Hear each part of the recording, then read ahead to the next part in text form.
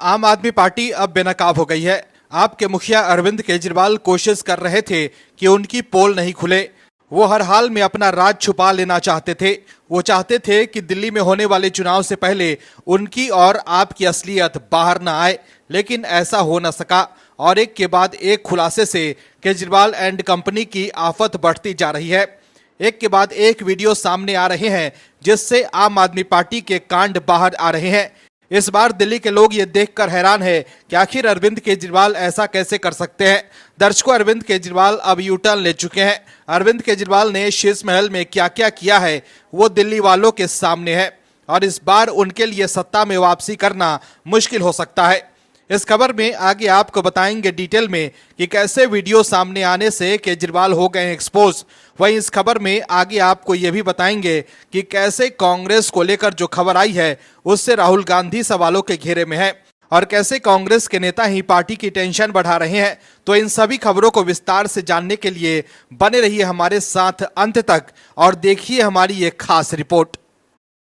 आम आदमी पार्टी के मुखिया अरविंद केजरीवाल के लिए अब आम आदमी बनने का नाटक करना मुश्किल होता जा रहा है।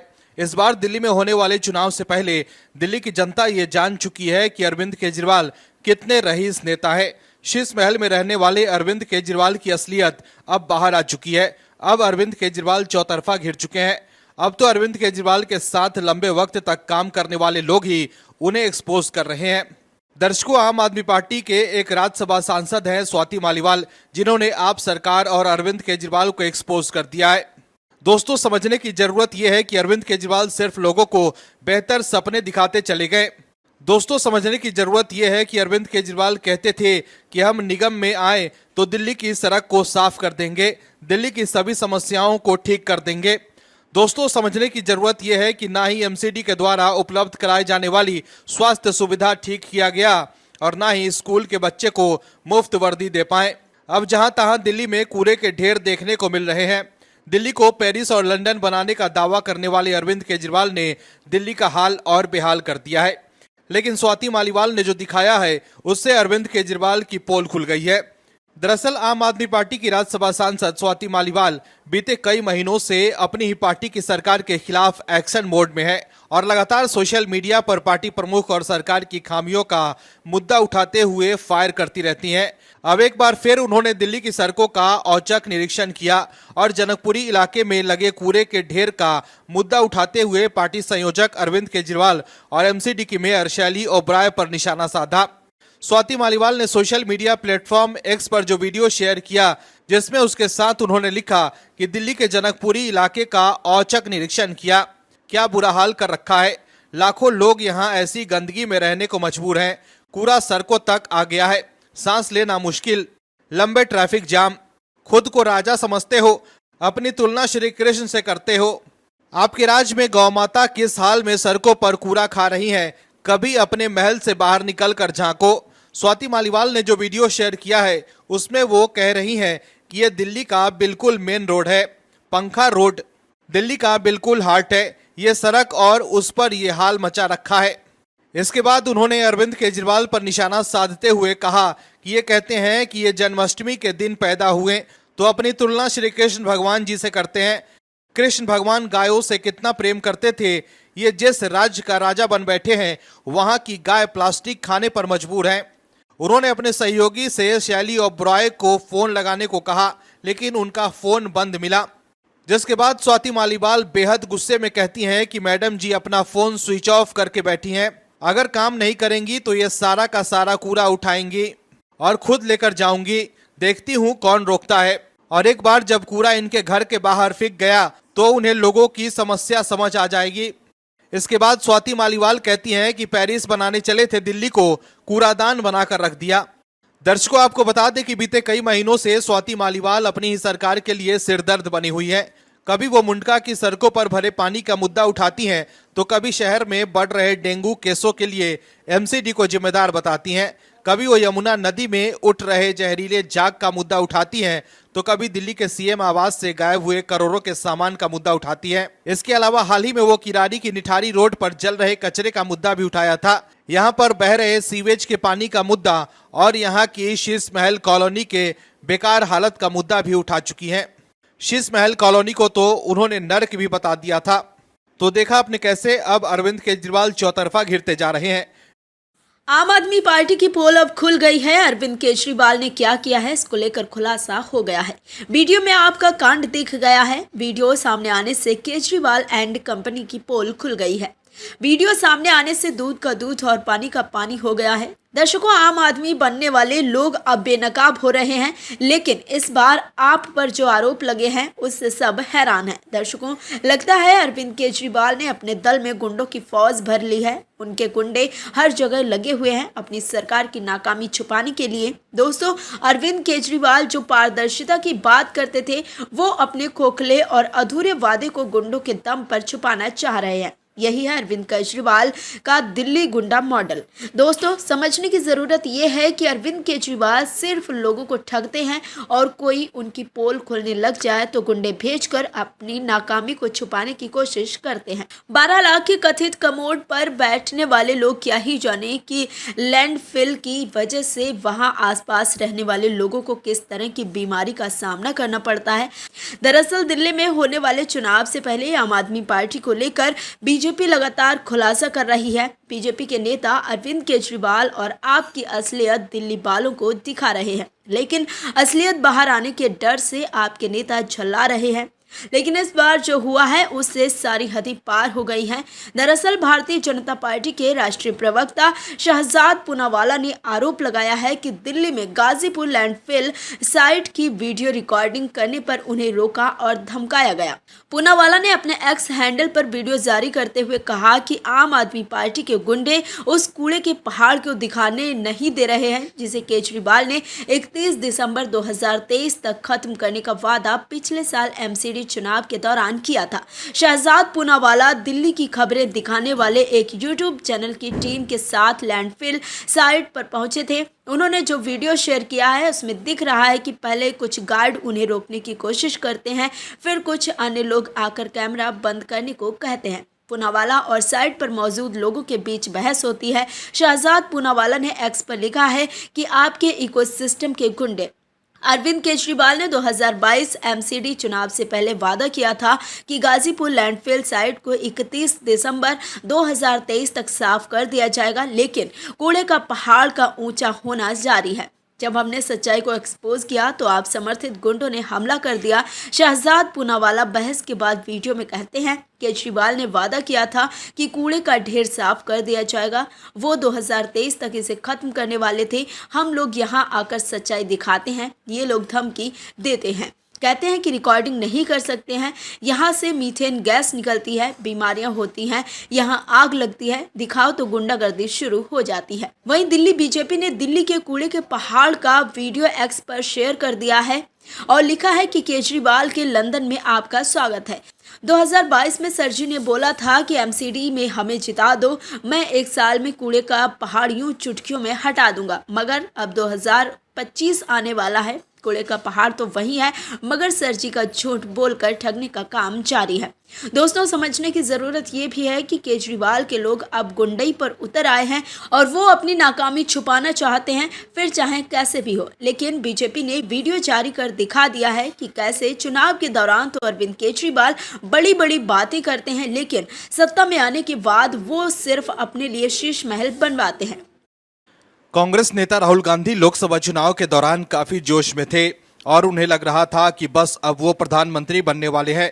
वहीं हरियाणा चुनाव के दौरान राहुल गांधी ऐसे दिखा रहे थे जैसे कि उनकी पार्टी सरकार बनाने वाली है और अब पीएम मोदी की लोकप्रियता कम हो रही है।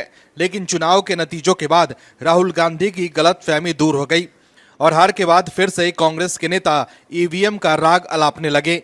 लेकिन चुनाव आयोग ने जवाब देकर कांग्रेस की बोलती बंद कर दी। तो वहीं अब दूसरी तरफ कांग्रेस के बड़े नेता इस्तीफा देकर पार्टी की पोल खोल रहे हैं। ऐसे में आप समझ सकते हैं कि किस तरह कांग्रेस की लुटिया डूबती जा रही है।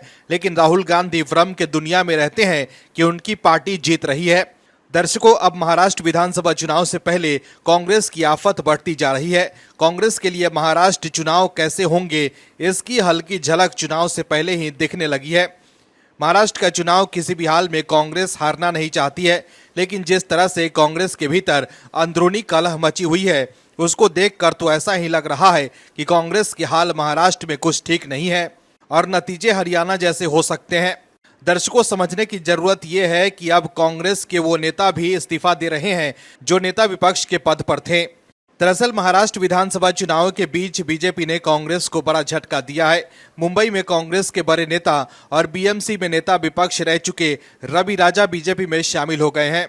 रवि राजा ने एक दिन पहले पार्टी से इस्तीफा दिया था। उसके अगले दिन रवि राजा देवेंद्र फडणवीस और बीजेपी नेता आशीष शेलार की उपस्थिति में बीजेपी में शामिल हो गए। रवि राजा ने कांग्रेस के राष्ट्रीय अध्यक्ष मल्लिकार्जुन खड़गे को अपना इस्तीफा भेजा था। मुंबई में कांग्रेस को ऐसे वक्त पर झटका लगा है जब महाराष्ट्र के विधानसभा चुनाव है और 20 नवंबर को वोट डाले जाएंगे। रवि राजा कांग्रेस में 44 साल तक रहे। इस दौरान उन्हें विभिन्न पदों पर काम करने का मौका मिला। वो बीएमसी में नेता विपक्ष भी रहे। मल्लिकार्जुन खड़गे को भेजे अपने इस्तीफे में रवि राजा ने लिखा है कि वो अखिल भारतीय कांग्रेस कमेटी के सदस्य, कांग्रेस पार्टी से अपनी प्राथमिक सदस्यता और राजनीतिक मामलों की समिति मुंबई के सदस्य के रूप में अपना इस्तीफा दे रहा हूं। 1980 से युवा कांग्रेस सदस्य के रूप में मैंने पार्टी की पूरी ईमानदारी और समर्पण के साथ सेवा की। राजा ने यह भी लिखा है कि कांग्रेस ने 44 साल की सेवा का सम्मान नहीं किया, इसलिए मैं अपनी सभी पार्टी पदों से इस्तीफा देने का ये निर्णय ले रहा हूं। इसे स्वीकार करें। रवि राजा के बीजेपी में शामिल होने के मौके पर देवेंद्र फडणवीस ने कहा कि ये तो शुरुआत है, आने वाले दिनों में कांग्रेस के और भी नेता बीजेपी में आएंगे। आपको बता दें कि महाराष्ट्र में बीजेपी सबसे ज्यादा सीटों पर चुनाव लड़ रही है। इसके बाद दूसरे नंबर पर कांग्रेस है जो 100 से अधिक सीटों पर चुनावी मैदान में उतरी है। दर्शकों, समझने की जरूरत यह है कि कांग्रेस के भीतर सभी नेता सत्ता लोभ में दौड़ रहे हैं और जमीन पर काम करने वाले नेता हैं वो अपमानित महसूस कर रहे हैं, जिसके वजह से वो पार्टी छोड़ रहे हैं, जिसका बड़ा राजनीतिक नुकसान कांग्रेस को उठाना पड़ सकता है। इससे पहले हाल ही में महाराष्ट्र कांग्रेस के एक और बड़े नेता और पूर्व मंत्री अनीस अहमद ने भी पार्टी से इस्तीफा दे दिया था। ऐसे में सवाल है कि राहुल गांधी, जिसे पार्टी के नेता जननायक कहते हैं, वो पार्टी को तो नहीं संभाल पा रहे हैं तो देश कैसे संभालेंगे। हर राज्य में कांग्रेस आपसी कलह से जूझ रही है और राहुल गांधी कुछ नहीं कर पा रहे हैं। कांग्रेस नेता राहुल गांधी के लिए एक ऐसी बुरी खबर आई है जिससे एक बार फिर वो बैकफुट पर आ जाएंगे। एक बार फिर राहुल गांधी एक्सपोज हो जाएंगे कि कैसे वो कांग्रेस के लिए कुछ नहीं कर पा रहे हैं। कांग्रेस लगातार राहुल गांधी को लॉन्च करने की कोशिश कर रही है, लेकिन उनकी सियासी लॉन्चिंग फेल होती जा रही है। दर्शकों, महाराष्ट्र में चुनाव होने वाले हैं। सभी राजनीतिक दलों ने अपनी कमर कस ली है। सभी को लगता है कि वो बाजी मार रहे हैं, लेकिन जहां महायुति के लिए खुशखबरी है तो महाविकास के लिए टेंशन की खबर है, क्योंकि महाराष्ट्र की जनता ने बता दिया है कि उनकी पहली पसंद कौन है, किसको वो सर माथे पर बिठा रहे हैं। दोस्तों, महाराष्ट्र की जनता ने बता दिया है कि असली शिवसेना कौन है और कौन बाला साहेब का असली उत्तराधिकारी है। महाराष्ट्र की जनता के मूड का पूरा निचोड़ इस रिपोर्ट में हम आपके लिए लेकर आए हैं। दरअसल महाराष्ट्र विधानसभा चुनाव को लेकर सियासत गर्म है। इस चुनाव में दो गठबंधनों के बीच सीधा मुकाबला है और दोनों में 3-3 दल शामिल हैं। फिर भी जमीन पर मुकाबला काफी जटिल है। इसकी वजह यह है कि एनसीपी और शिवसेना के दो धड़े हैं और दोनों अलग अलग खेमों में हैं। ऐसे में वोटर किसके साथ रहेगा और किसके खिलाफ, इसकी परीक्षा होगी। लोकसभा चुनाव में दिखा था कि अजित पवार की एनसीपी के मुकाबले लोगों ने शरद पवार को समर्थन किया था। वहीं एकनाथ शिंदे और उद्धव ठाकरे की शिवसेना भी दो धड़ों में है और आम चुनाव में दोनों का प्रदर्शन लगभग एक जैसा था। इस बार भी जटिल स्थिति है और कई सीटों पर पुरानी और नई एनसीपी के उम्मीदवार मुकाबले में हैं, तो कहीं शिवसेना के ही दो गुटों में भिड़ंत है। ऐसी स्थिति में किस नेता को लोग सबसे ज्यादा पसंद कर रहे हैं, ये भी एक सवाल है जिसका लोग जवाब जानना चाहते हैं। इस बीच एक सर्वे हुआ है जिसमें ये जानने की कोशिश की गई कि लोग सीएम के तौर पर किस नेता को पसंद कितना करते हैं। इस सर्वे में पता चला है कि एकनाथ शिंदे महाराष्ट्र के लोगों की सीएम के तौर पर पहले पसंद है। सी वोटर सर्वे के अनुसार वो पहले नंबर पर हैं, जबकि चौंकाने वाली बात है कि उद्धव ठाकरे को लोग दूसरे नंबर पर रखते हैं। वहीं पूरे 5 साल तक सरकार चलाने वाले देवेंद्र फडणवीस को लोगों ने तीसरे नंबर की पसंद माना है। भाजपा ने पिछले दिनों कहा था कि हम एकनाथ शिंदे के नेतृत्व में ही महाराष्ट्र विधानसभा का चुनाव लड़ेंगे, लेकिन अब भी ये संशय बना है कि महायुति को जीत मिली तो कौन मुख्यमंत्री होगा। ऐसा ही संदेह महाविकास आघाड़ी की सरकार को लेकर भी है, क्योंकि सीएम फेस के तौर पर किसी का नाम ऐलान नहीं हुआ है। खैर, देखते हैं जनता ने किस नेता को सीएम चेहरे के तौर पर किस नंबर पर रखा है। एकनाथ शिंदे को पसंद करने वाले सबसे ज्यादा उद्धव, नंबर 2 एकनाथ शिंदे को 27.7% लोग सीएम फेस के तौर पर सबसे सही मानते हैं। इसमें भी कोंकण के 36.7% लोगों ने अपनी पसंद उन्हें माना है, जबकि मुंबई के 25.3% लोग उन्हें सही चेहरा मानते हैं।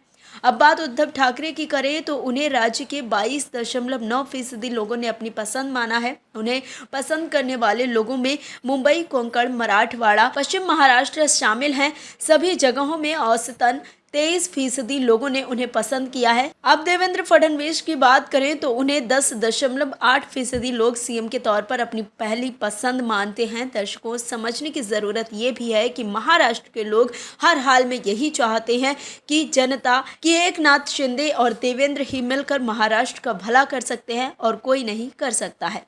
Bureau report, OMH news. और भी वीडियोस देखने के लिए चैनल को सब्सक्राइब करें और बेल आइकन को दबाएं।